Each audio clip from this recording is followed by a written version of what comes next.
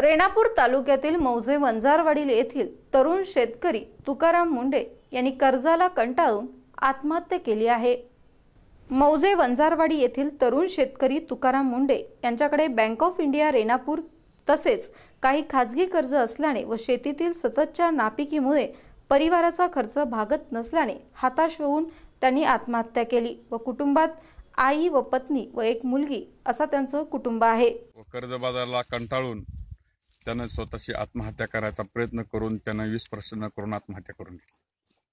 त्याचं कारण म्हणजे त्याला बाहेरलं काही देणं पाणी होतं, खाजगी काय आणि बँकेचं काही देणं पाणी होतं। आता मार्च एंडमुळे बँका नवं जुनं करा तगादा लावू लागल्या, त्यामुळे त्याने सततच्या नैराश्यपणामुळे आपल्याकडे आता पैसे नाहीत, आलेला विमा देखील टायमाला भेटत नाही। Bureau report SBN Marathi.